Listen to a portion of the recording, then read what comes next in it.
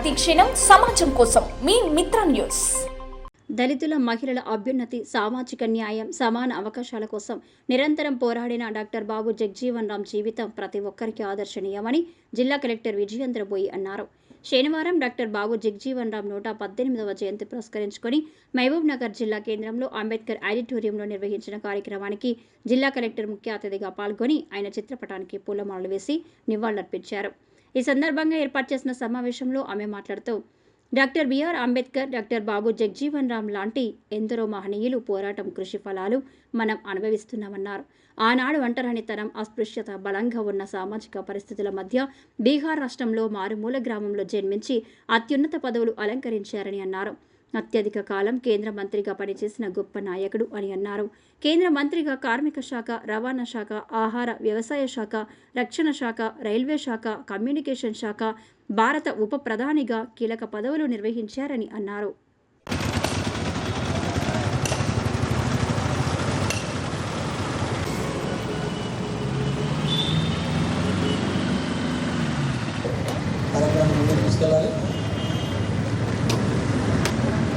తమ హర్షగానాలను తెలియజేయవలసిందిగా కోరుతా ఉన్నాం.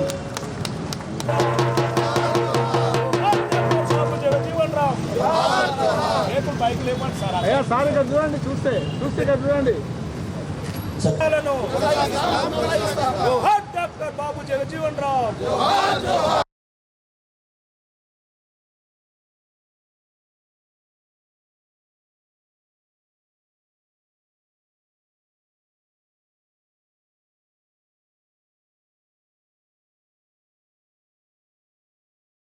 పోలీస్ గారు, గౌరవనీయులు పెద్దలు ఈ కార్యక్రమానికి వచ్చేశారు. అప్పట్లోతో తమ జన్మదినం సందర్భంగా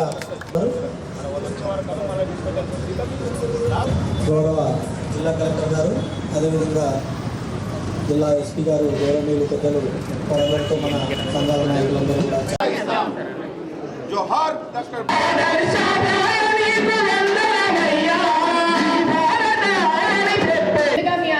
కూడా బాబు సందర్భంగా శుభాకాంక్షలు. ఈరోజు ఇక్కడ నేను ఈ కార్యక్రమంలో పాల్గొనడం చాలా సంతోషంగా ఉంది. జీవన్ రామ్ గారు కానీ, మన బాబాసాహెబ్ అంబేద్కర్ గారు కానీ, జ్యోతిబా పూలే గారు కానీ, ఇలాంటి మహనీయులందరి వల్లనే ఈరోజు అందరం కూడా ఇక్కడ వేదిక మీద నిల్చొని మీ అందరితో మాట్లాడే అవకాశం కలిగింది. వారు ఆ రోజు దళితుల హక్కుల కోసం కానీ, బడుగు బలహీన వర్గాల హక్కుల కోసం కానీ, మహిళల హక్కుల కోసం కానీ వారు పోరాడకపోయి ఉంటే ఈరోజు నేను కూడా ఇక్కడ నిల్చుని ఉండేదాన్ని కాదు. కాబట్టి ఈ సందర్భంగా వారందరికీ కూడా ఒకసారి నివాళులు అర్పించడం అనేది మనందరి బాధ్యత.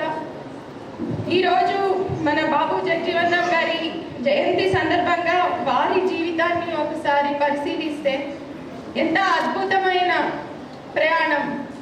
ఇది 2025 సంవత్సరంలో ఉన్నాం. ఆయన పుట్టింది 1908వ సంవత్సరం.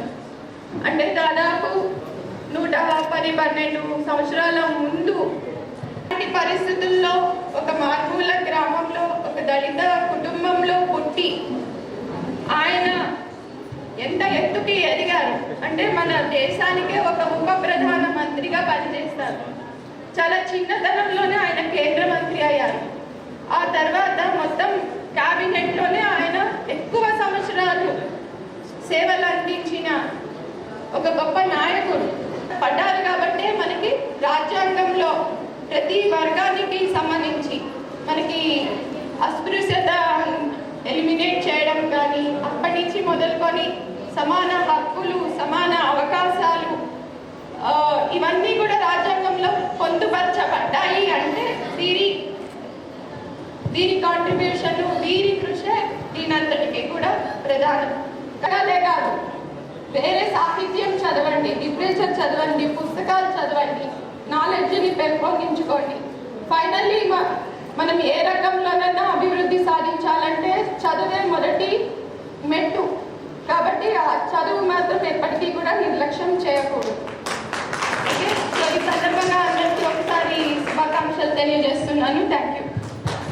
వారి వేదికపైకి రావాల్సిన కోరుతాను.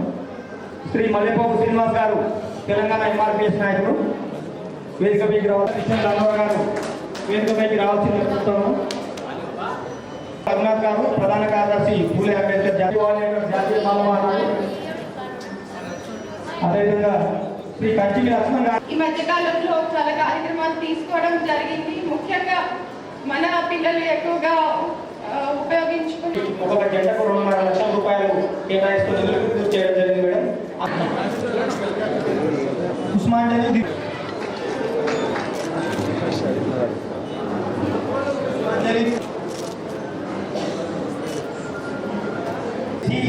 ఆకాంక్ష శ్రీ అరుణ్ కుమార్ ఈ దంపతులు కూడా వేదికపైకి శ్రీ బంగి రాము, శ్రీ అశ్విని, శ్రీ బంగి రాము.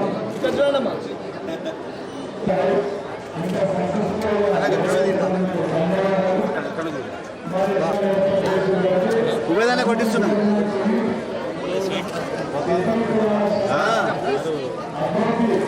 అరే ఎట్లా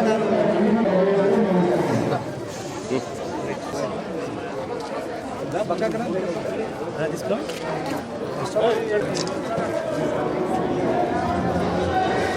అన్న పప్ప ఏమన్నా